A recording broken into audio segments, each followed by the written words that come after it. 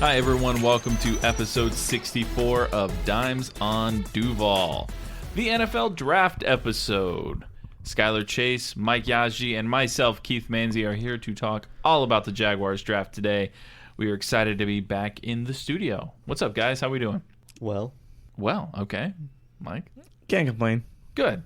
I'm happy that you guys are here because I've been really itching to do this episode because I've really wanted to talk about the draft.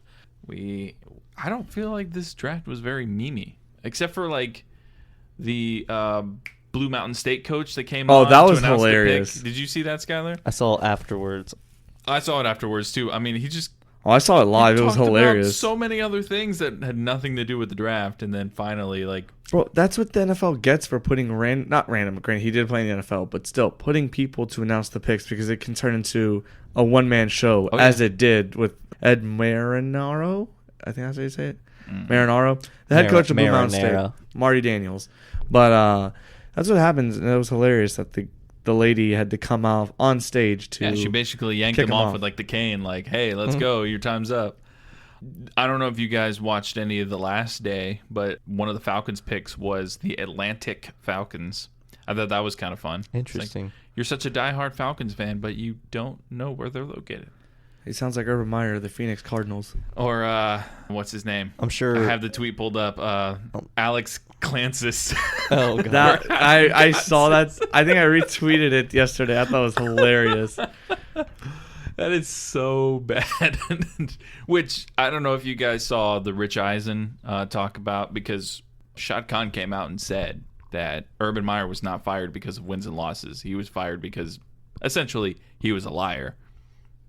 And Urban had like talked previously on like a friend's show that he was like, "Yeah, I just didn't win enough, so I got fired." And it was like, yeah, that was not the case, dude. You were just a POS, and we got rid of you. So just thought that was kind of interesting. Rich Eisen always does a good job and loves talking to Jags just because of how big of a dumpster fire we are. But hopefully this draft will help us.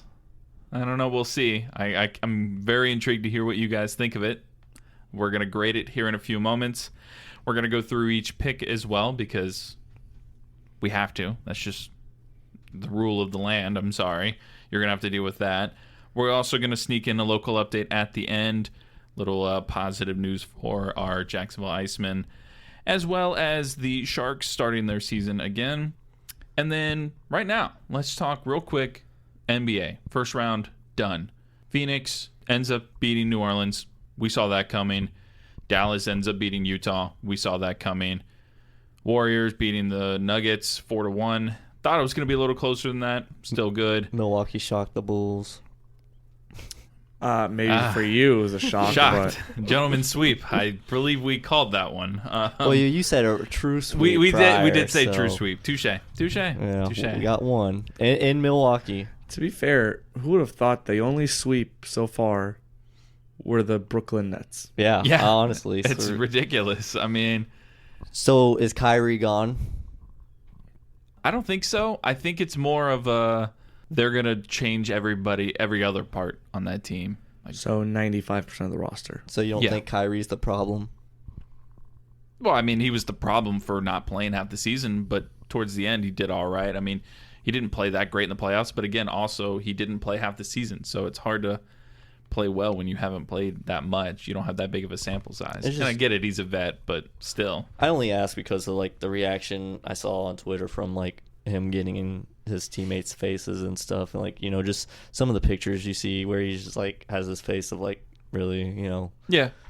It's just like childish, I guess, for professional athlete. I agree. In a sense. I agree. And having such a young coach, even though Steve Nash was a great player, not having someone to run that locker room is kind of tough for them. And KD's exiting his prime. I mean, we're going to see the demise of KD here real soon. We forget that him and Russ and all these guys, they're getting up there in age.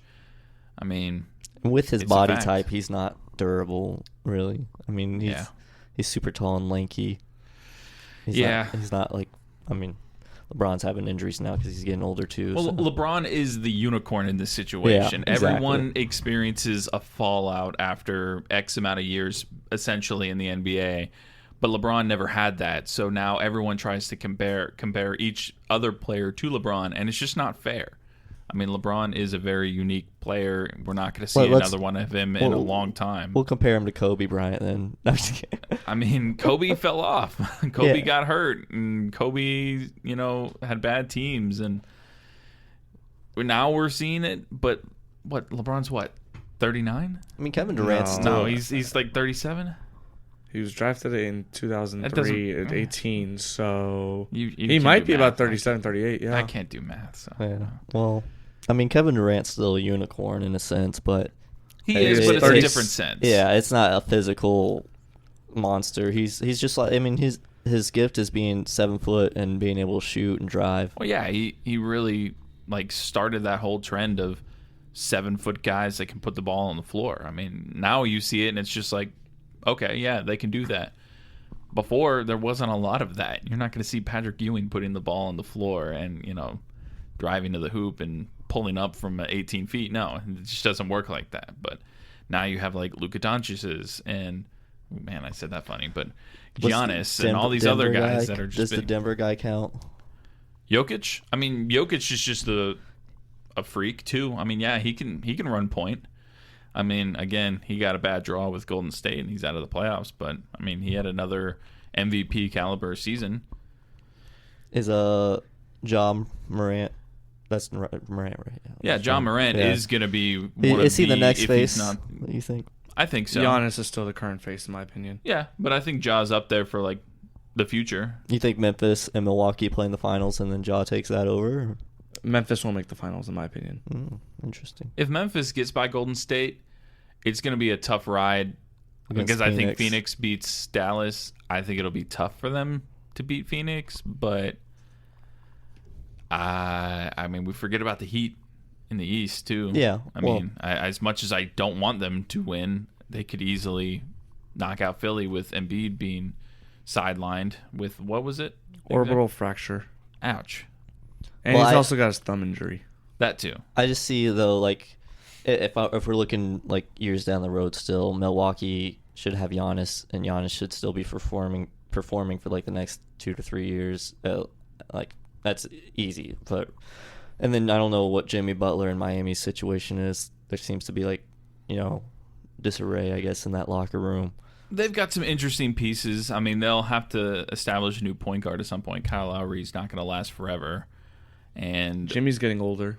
yeah, Jimmy's getting older. Oladipo is like, just like one of those plug-in pieces this year, but another guy that can't stay healthy, unfortunately. And then you have Bam Adebayo, who's really good lockdown in the paint. So they've got an interesting setup there, but I don't think it's for long-term success. We saw it last year after the bubble. Did they even make the playoffs that year? Who? The Heat? Or were they They were bounced in in the the final. first round? The They Heat, in the bubble they made the No, finals. the year after the bubble. I don't think they made it. I'm pretty sure they didn't even make the playoffs. Or if they did, they got like eviscerated. So you're in, like, the talking play-in about game. last year then? Yeah, last year. Let me double check that. I'm pretty sure they made the playoffs because they made the playoffs because Spoelstra's missed the playoffs 3 times in his career. I looked it up yesterday because I was talking with some of my friends about that.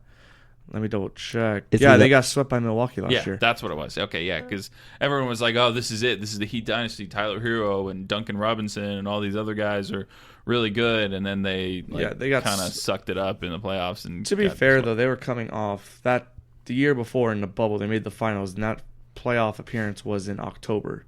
So Oh, well, yeah, and the bubble's Mickey Mouse anyway. yeah, but they also were in a long 6-game series. Jimmy Butler had balled out in that Oh finals. yeah, well, I mean the famous picture. The famous picture of him hunched over. Him Yeah, looking like the the Popeyes. Popeyes. employee. Yes. Yeah, so I mean, I don't think last year should count against Miami because they were just physically exhausted. So do you think they? How is this going to go to 7 games versus Milwaukee? That's who they're playing right No, now. No, right? Miami's Milwaukee's playing Boston, Okay, which right. could go to 7 games. then Miami's Miami's Philly. Philly. So Miami I think should- Miami wins Miami should win in 4-1, 6. 4-2. Yeah. So let's hypothetically say it's Milwaukee, Miami in the Eastern Conference Finals. 7 games or Give me Miami in 6. oh, Give me Milwaukee in 6. interesting. I think Milwaukee in 6, We'll see. and then probably a rematch of Milwaukee and Phoenix. I don't think Phoenix makes it. No? That's just me. I think Golden State will still make it. Interesting. That money's talking, Mike. That money's talking, but I do believe Golden State should have won Game 2 the other night, and that's because John Morant put on an unreal performance by putting up 47 on Golden State. You don't think he carries Put this the team No. on his back. in this series? Not against Golden State. Golden State's got too much talent. I could see him sustaining it for this series, but next series falling short to like against Phoenix. But I mean, I don't watch as much basketball as y'all, so If Golden State keeps a level head, because tempers have been flaring, refs have been, that whole Gary Payton thing was That was a dirty play. not great. Yeah, That was a dirty play by Yeah. Brooks. Yeah. It'll be interesting. I'm excited. I mean, this is the first time in a while that I've actually like really enjoyed watching these playoffs. I know you don't care, Mike. Do you watch any playoff hockey? occasionally. Like, Okay, well, I've been excited because the hockey has been entertaining. Even though my Bolts got smacked the other night, it's okay. Tonight, while we're recording, is the real game one. how are the Blackhawks doing? Sitting at home Not like there, us. sir. They're in Cancun. Yes, they are enjoying their time off. Anyway, let's talk draft. I'm going to play for you the reaction of the fans inside Players Grill, where I was. Mike is going to play his reaction from the draft party, even though he looks dumbfounded for some reason. I think we go with Mike first, right? I think we because should. I just saw an article, and I'll show it to you guys after we record. Okay. Am I playing the video first? Yeah, you first. Oh. You just said you first. Oh, my bad. I was just... Okay, hang on. I was just caught off guard.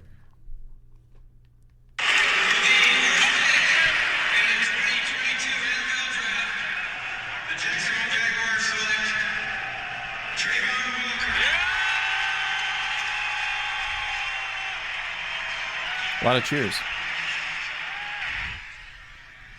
A lot of cheers there. A lot of cheers. Interesting. Now let's play Players Grill.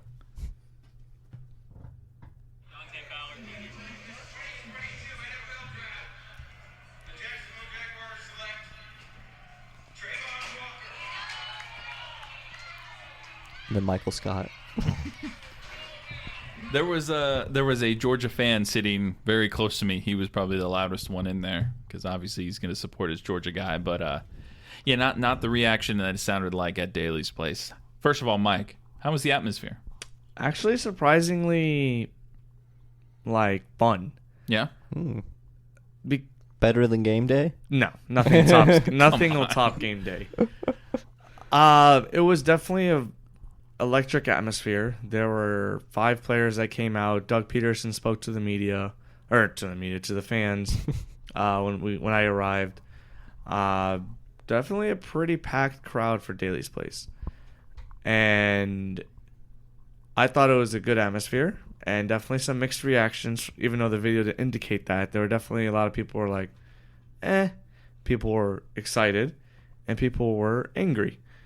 So I do believe that Trayvon Walker is going to have mixed reactions during the first few games of the year, if not the whole season. Because, to be fair, his performance will pretty much, I believe, indicate if Trent Baalke stays another year or not. Because Right. They took Well, him number 1 overall. So yeah, let's dive into that when we start talking about each player. So first off, I want for all 3 of us to give a grade of the draft overall, and just a very, very short 1 to 2 sentences. I'm going to be watching you guys and throw a pen at you if you go past. 1 to 2 sentences on why we think that grade is.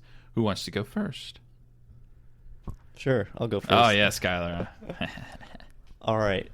Player 1, Trayvon Walker. Well, No. Your grade of the draft overall. Right. Just a letter grade and like Right. 2 sentences on why you think that. So overall, C+. I think it was just they underutilized what they had going into the draft. They had 12 picks, and I think they could have done more with it. I'm not mad at the players per se, but just mad at the execution a little bit. Okay. Mike?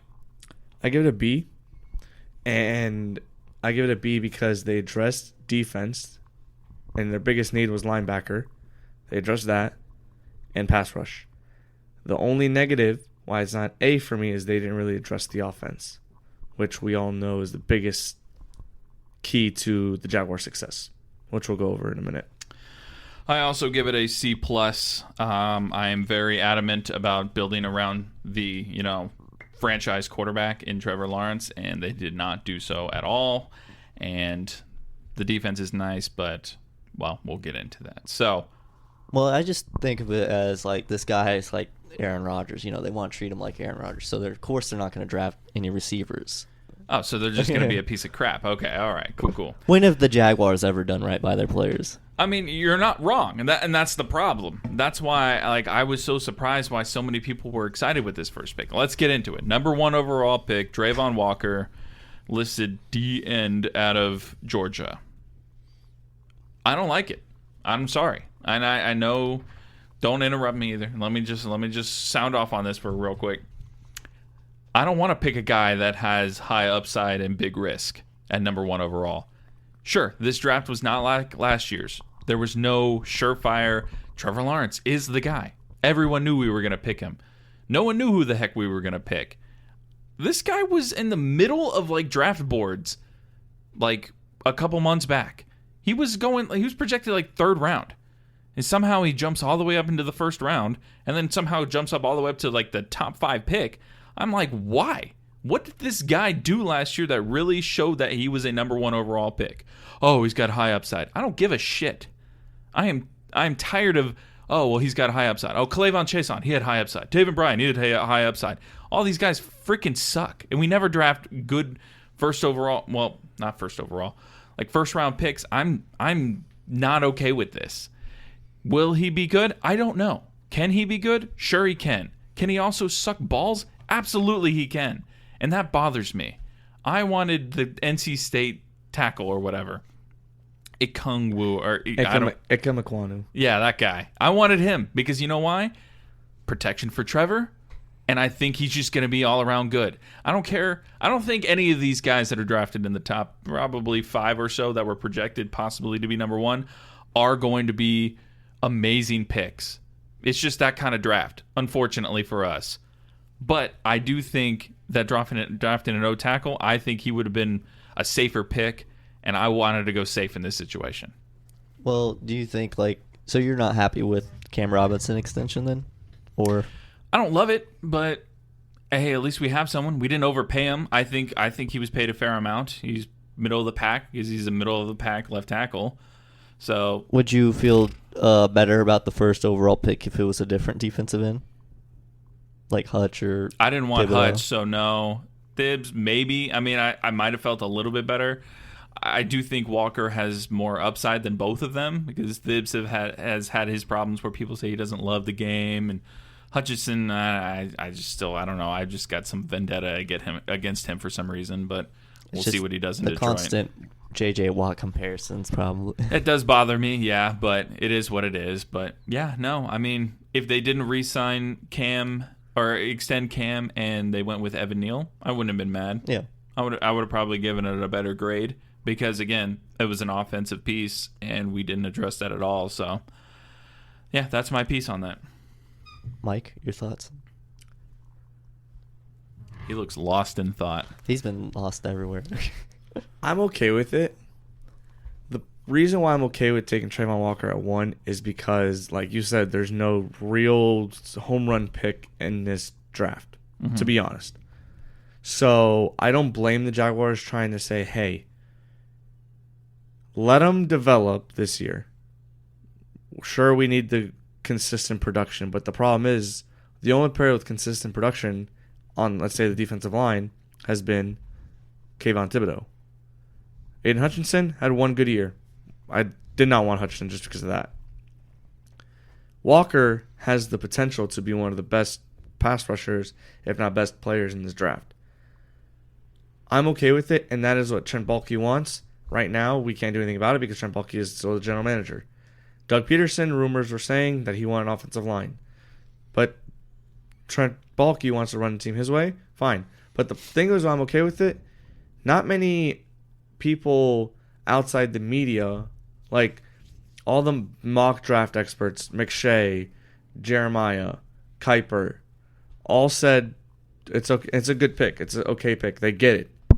But the thing is, they wanted to see maybe. I understand why everyone wants to protect Trevor, and maybe they believe in Cam Robinson more than we do. The coach is there for a reason. Cam Robinson's been on the team this long. He's got to have some talent. So I'm okay with how they handled Trayvon Walker. Maybe it was a little early, but we'll see. Maybe he could turn out to be the best player in the draft, and all this talk about him being a bust are gone. So we'll see in 3 years. I don't think anyone's mentioned him being a bust. I've seen people say that. I have one problem with your analysis. It was fine. I can't argue your feelings towards it, except for the fact where you said if that's the way Trent Baalke wants to run this program, then fine.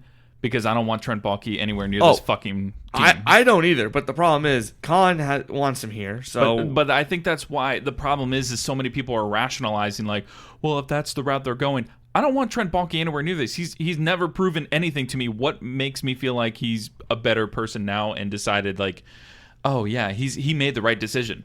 We don't know that, but like, when has he ever made the right decision? Do you think that Walker will be better as a defensive end, just focusing on that one single position as opposed to all the tasks he had? Yeah, I think so. He could, because he played multiple positions at Georgia, so no one really saw what he could really become. So we'll see. He wasn't the best player on the Georgia defense that won the national championship this past year.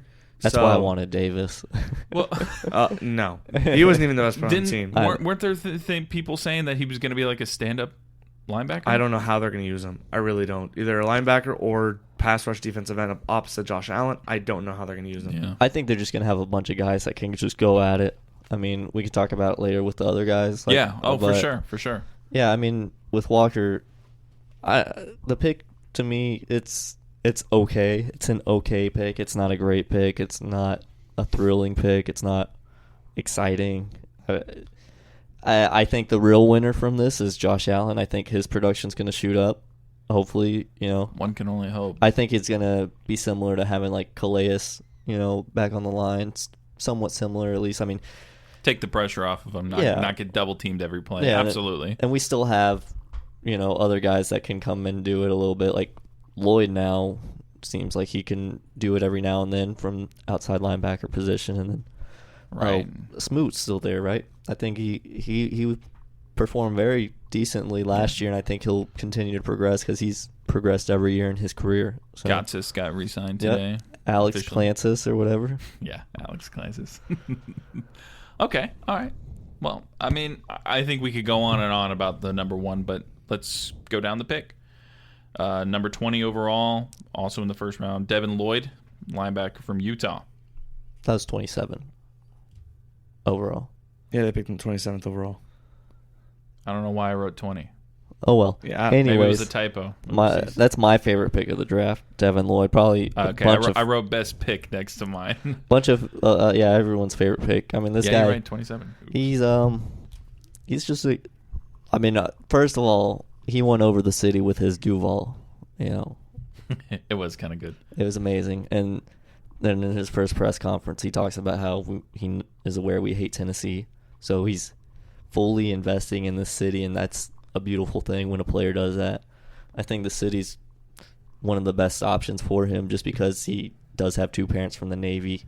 We do so many things with the Navy outside of football, and I think that's going to make him feel comfortable with the environment, and he's going to, I think also with that background, he comes in very disciplined, always trying to prepare and be prepared for every moment that he might encounter. And I think that's huge for just everyone in the locker room seeing that and just getting familiar with how it's supposed to be, like how you're actually supposed to prepare. So yeah, with them jumping into this pick, I thought they were going to overshoot at a wide receiver. I'm glad they didn't. I think this is a great pick. Like I said, this is my favorite pick of the draft. He's got great leadership, which is something we're going to need with Miles Jack gone. 23 years old, so he's mature. I think that, like you said, his excitement for coming here is obviously a great thing, but I think his play on the field shows that he's going to be an impact player fairly quickly. He can do everything from the linebacker position. Yeah. And people, he had more sacks than Trayvon Walker did.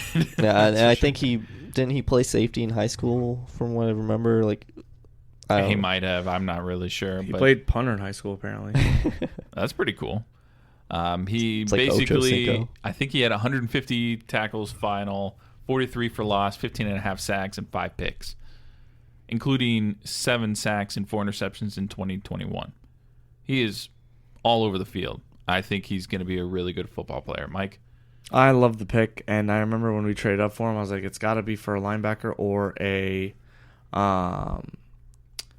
receiver. I'm glad we didn't take a receiver because at that point, the only receiver I really wanted was either John Mechie or George Pickens, and they both went early second round, which is fine. So I'm okay with taking Devin Lloyd. I love Devin Lloyd. I think he's going to be a really good player for us, and he helps revamp our linebacking core with the addition of Oluokun and also the next pick, Chad Muma, in the third round.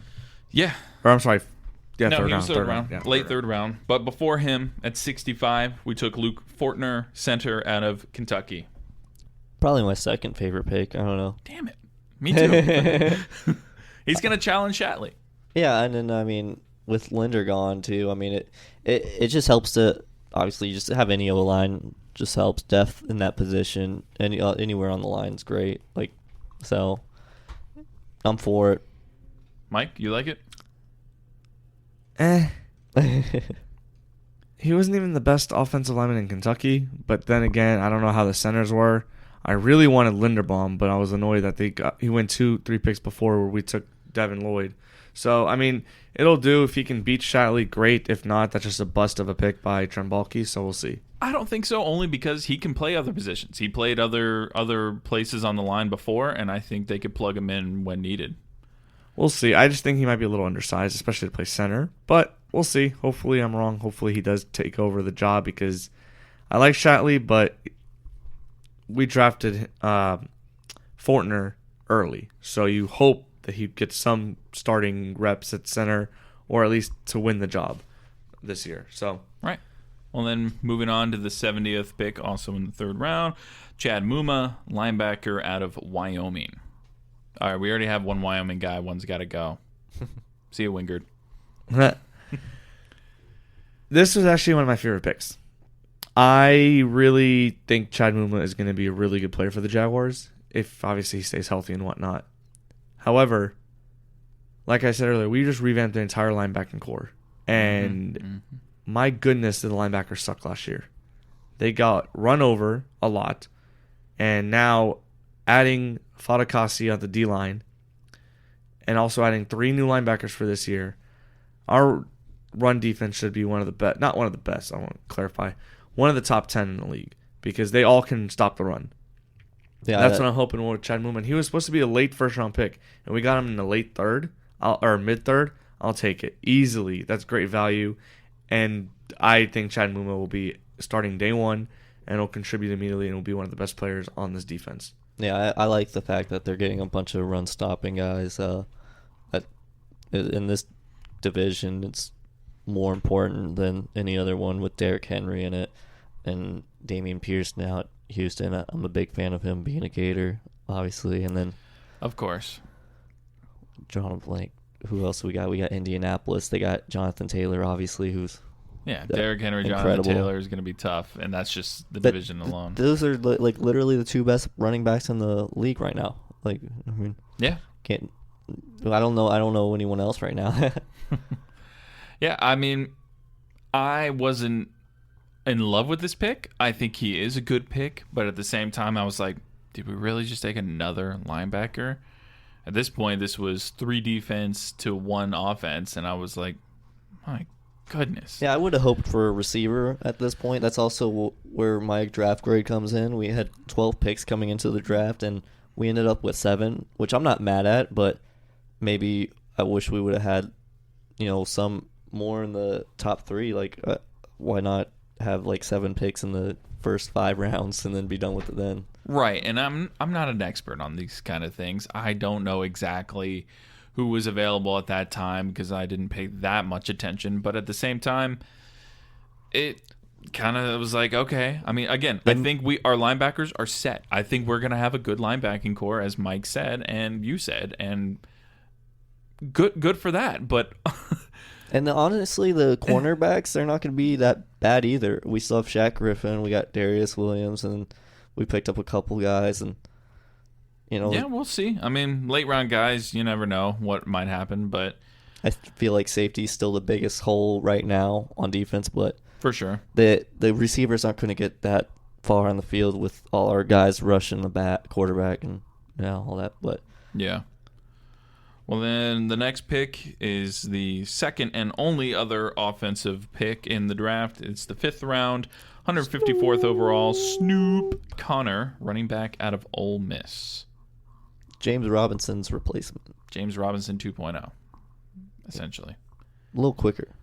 Yeah, but he's still very average speed. Not very fast. He's just got, James Robinson's been able to hit holes and just run out of gas, kind of, where this guy might be able to finish it. Might be able to.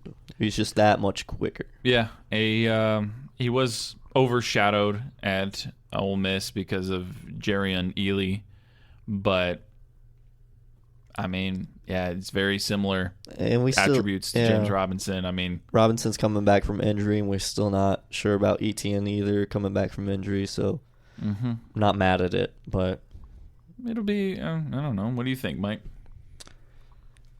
Personally, they needed to get a running back, so I'm good with it. But I personally think I don't know why they traded up to get him. Yeah. They gave up a lot to get him. So, and this is a team that needs talent. So I personally would have stayed and probably taken another position, like maybe a later receiver or more offensive line. Or tight end, maybe. Or even a tight end. But, I mean, we'll see. Snoop Connor, I mean, I just remember one play, and I was the one. I remember seeing it over and over again on Twitter, him trucking a Louisville player. Yeah. So, I mean, he's a good run blocker. Cool. But, a good blocker. I don't know why I said that. He blocks while he runs. I think Snoop will it's be called fine. A stiff arm. Hopefully, I mean, he'll probably be the replacement for James Robinson for early next year, but I don't know if James Robinson's 100%. I think we'll see. That's going to be very James has a whole season this year, but next year we'll see. Well, he may not be healthy. He may not be back next year because he's undrafted free agents have 3-year deals. So this upcoming year would have been a contract year. So we'll see if the Jags even bring him back. So that's another thing to consider. How many Jaguars? They listed all the numbers that they picked. How many Jaguars running backs have been 24? I feel like T.J. Yeldon's the one I remember. I feel like there's been like 5. Yeah, it just feels like 24 just keeps getting recycled. Montel Owens, the OG. Oh. Montel Owens, that's a good name right there. All right, moving along, we have the 6th round pick, 197th overall, Gregory Jr. That is his last name. He's not a junior. Wachita. Cornerback from Washita. Damn it, you made me mess up because you said it wrong. Washita Baptist. Arkadelphia. Arkansas. In West Arkadelphia. I honestly, when I saw the name come across the screen, I was watching it. I was like, where the hell He's the first player drafted from that school. Yes. I would hope so because... My goodness, I've never even heard of that. And the fact that the name of the city where the college is from is literally a city, Philadelphia, and Arkansas combined. It's like they had a baby, Arkadelphia. Well, I mean, Arkansas. Arkansas is Arkansas. True. Here's a quick rundown of Washita. It is 1,500 students. If you don't like to curse, it's Wapupa. It is literally only 1,500 students. Female to male ratio 43 to 57. So there's more chicks there. You're into that, It's Baptist. Their student to faculty ratio is 12 to 1. Their average class size is only 18. So you do get that personal feel. Obviously, a Baptist school, a lot of their stuff is going to be with Christian studies, but they do have business, education, fine arts, and others. They're 95% of their students live on campus, and 98% acceptance rate to graduate programs. So that's pretty cool. I think that was. I would assume the other 2% just don't apply to any. Or they just apply for something that's just ridiculous. Rocket scientists. Yeah, what are they? I wanted to see what their mascot was. I think it's like a wildcat or a bobcat. I'm sure it is or a because tiger. That's what everything is. It's some type of big cat. Big cat country. Tigers. Tigers, oh my. They show up and show out on the playing field and in the classroom. I don't know what the GAC is, but it's not important. We should, enough about the university. I wish he was from Hey, Edward Waters. Come on. No one knew any of that stuff, so you're welcome. Anyway, yeah. I don't mind the pick. I don't really care. Yeah. The reason why I don't mind this pick and the next pick, because they're both corners, might as well address them both. Yeah, They need some depth because they only have 3 corners that are off the top of my head. Shaq Griffin, Darius Williams, and Tyson Campbell. Granted, they also do have Trey Herndon. Okay. They have him. Yeah, he's there, but that's about it. Exactly. And I'm pretty sure there's another one. But either way, they need to get some depth. And hopefully maybe they make the roster and help the team out. If not, see ya. I mean, special teams they're going to be exactly. there. Special teams will be big. So for sure. And maybe they'll contribute enough on special teams that we can cut the other Wyoming guy, Andrew Wingard. Oh, whatever. yeah. That would be great. Wingard plays special teams, and that's why he's on the team pretty much. You think any of them can convert to safety? I mean, we still have Cisco back there, but Junior is 6 foot, 203 pounds, runs a 4.4. The other pick that was our 7th round pick is number 222 overall, Monteric Brown, cornerback from Arkansas. Buster Brown. He was first team All SEC this season. He had 5 picks, which was you can't argue SEC that. Is pretty good, and he has the size and skill to set man to man, but I think he'll be a zone corner option. If anything, I'm not exactly like sitting here thinking like, woo, yeah, he's the guy. But honestly, guys, it still comes back around to we didn't address the offense. And I pulled some numbers real quick. I'm sorry. I have it on my Twitter, and I didn't have it pulled up. I'm ashamed. The Jaguars defense gave up 26.9 points per game last year. The league as a whole, the average defense gave up around 24 points. But our offense only scored 14.9, basically 15 points a game. Well, guess what? Our defense now is going to hold people to 12 points. So we're going to win 14 to 12. The average was 24, though. You really think it's going to jump that many numbers? I don't know. We cut the score in half because we fixed half the defense.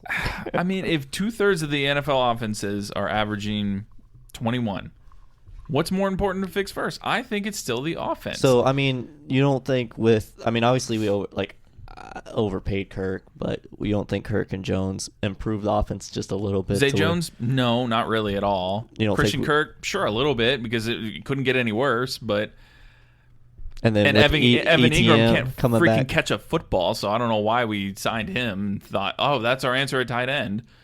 I'd rather have Oshak Hennessy than him. You don't think ETN's going to do anything? Or I can't tell. You'd rather have O'Shaughnessy than Evan Ingram? Evan Ingram can't catch a ball. Oshak can't catch a break. Healthy, that's the problem. And that, too. Neither of them can, though, to be fair. Yeah. I mean, but like if you look at the past Super Bowls, Rams won 23 points. Tampa Bay, 31 points. Kansas City, 31. New England's an outlier, scoring 13 against the Rams in 2019. Philadelphia, 41. New England, 34. 24, 28, 43. These are numbers that the Jaguars weren't even getting to last year. And I don't think Christian Kirk and Zay Jones and maybe a healthy ETN are going to bring us to that point. All I'm saying is I am just tired of watching games where, defense will take over. This isn't the 2017 team. We don't have Jalen Ramsey out there. We don't have the best defensive line essentially in the league. We don't have that. And I understand you have to build the defense, but not even addressing the offense really, really is frustrating. Let me just jump into the undrafted free agents because there was an offensive addition there. Kevin Austin, wide receiver from Notre Dame. I think he makes the team. Yeah. I don't think we have anybody that's going to, really stop him from making the team. I hope we cut Chenault. Me too, Mike. Me too. I'm over the Chenault. Oh, well, we can revamp him. No, we can't. I'm sorry, Skylar. Oh, I don't say revamp. I just mess around with Mike. I know you are, but like, I think he just needs to hit the jugs machine a ton. But that's on him. He needs to do that. Yeah, he doesn't care. Well, yeah. Any other undrafted free agents jump out?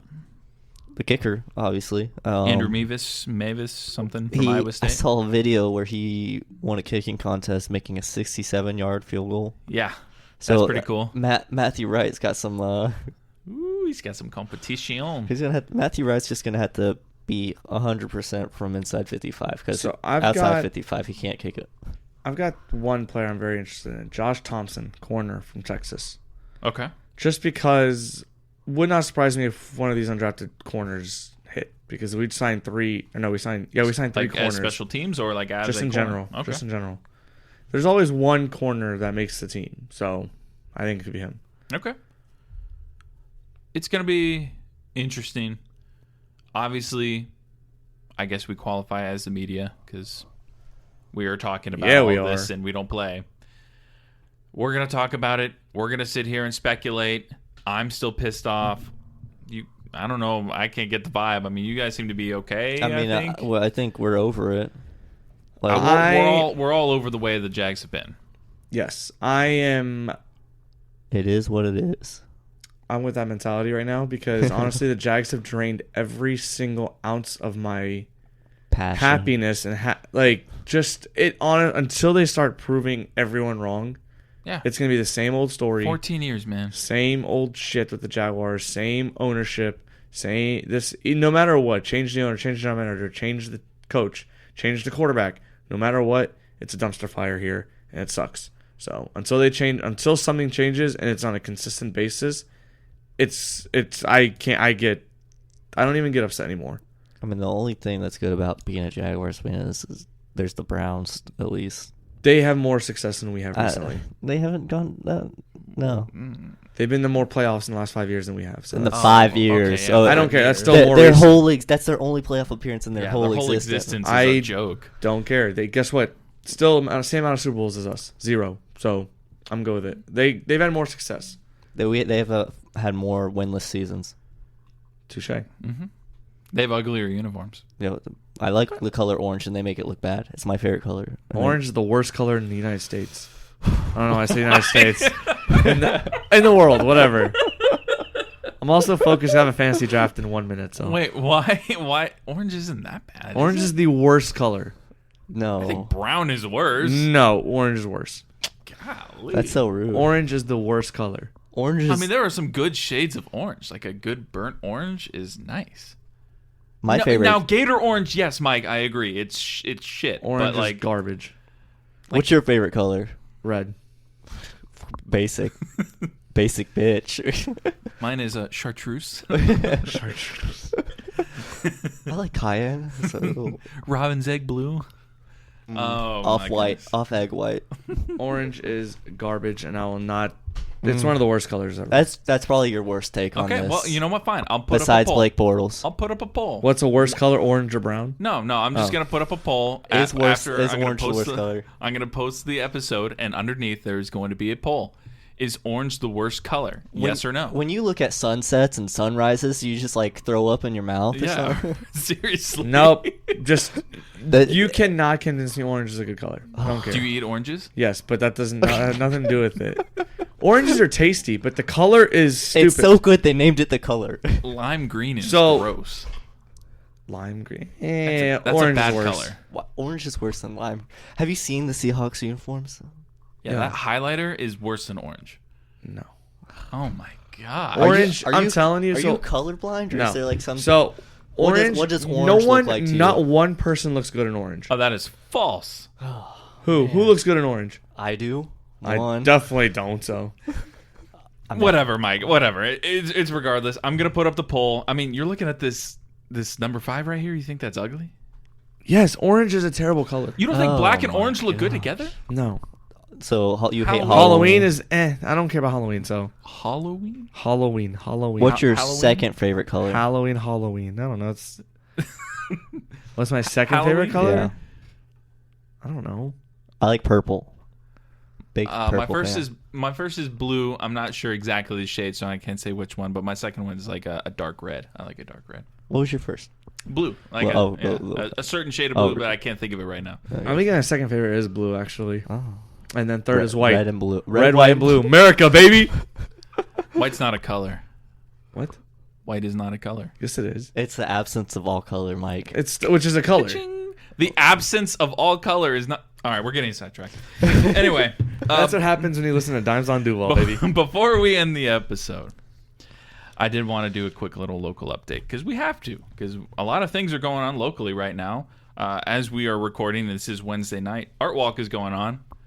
I know that's only once a month, and that has nothing to do with sports, but it's a fun event. Let me know when they do the art run.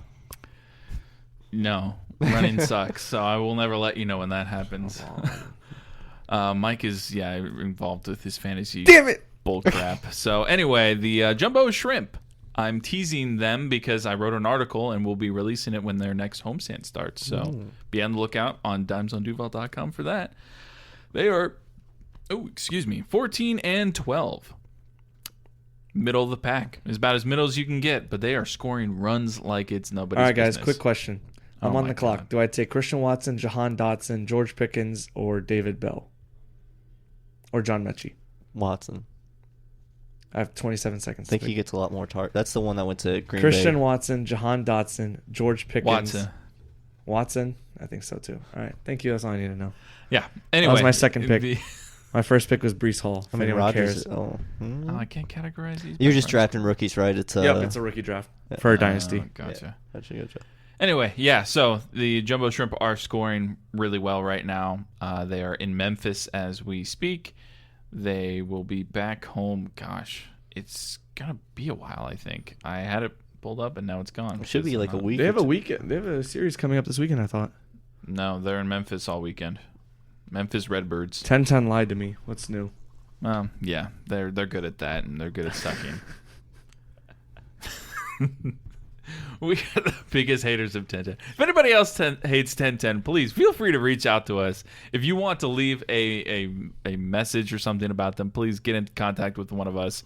We will have you on the show just so you can trash them. Yeah, we will let you call into the show. That's actually a good. That is a way to get on the show. To just, if you want to completely crap on 1010XL 92.5 FM, give us a call. Let us know. We'll get you on the show and we'll get you live on the air. Or not really live, but you know what? Yeah. We'll get you on. Anyway, going back to the Shrimp. They are at home next week against Nashville. So, starting Tuesday through Sunday. And they are in town until the 22nd. So, the 10th through the 22nd. Obviously, they are off on Mondays, as Skylar mentioned last time. But go check out a game if you haven't already. Next up is the Jacksonville Icemen, who won handily against the Gladiators in their series.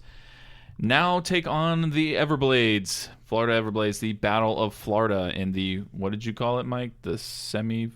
Huh? Are they in the semis? Well, I was asking. Oh, I thought you were talking about the NBA playoffs. I don't know. No, I have no clue. I thought you were talking about the NBA playoffs. Oh, well, I asked. My are they in the apologies. semis of like the ECHL? Yeah, he said something, right? I thought he was talking about the NBA playoffs. Oh, he's earlier. a dumbass. Thank you. They have their first game this Friday, 7:30 p.m. It's on the road, unfortunately, so the first opportunity for you to see our Icemen is going to be Tuesday, May 10th, 7 p.m. puck drop, and then they play again on Wednesday at the same time. So go check out the Everblades if you haven't, because they are good. And last but not least are the Jacksonville Sharks. Now, I do know they lost in like a last-second fashion, I believe. It was. Oh my goodness! I just clicked on the page and this is what popped up. All right, the swimsuit calendar popped up for the Attack Dance team. I'm literally just trying to look at the schedule here. That was awkward. Yes. Oh God, they're already 2 games into the season. My apologies. Their first game was on the 23rd. They lost to the Columbus Lions, 56-49. God, these scores. And then they lost. They lost to the Albany Empire, 61-60. I love arena football. That was their first home game. So their next home game is going to be May 14th against the Columbus Lions again. It is a fun time if you've never been. I know, Mike, you've gone to a game? What? A Sharks game? Never. Skylar? I was supposed to go, but a couple of years ago, maybe 4. It's a fun time. Maybe more. It's weird because the field's so small. That's cool though. And yeah, it is a fun experience. If you just like football in general, you should just go check it out. So that's all we have. Quick note. Does anyone know who number 64, because we're on episode 64, who number 64 for the Jaguars is right now? No clue. There have been like no notable 64s in history. I mean, there's been a couple guys that wore it for like a couple years. Dick Trickle actually rode in the Busch Series in the 64 car. One of the best names ever. It is.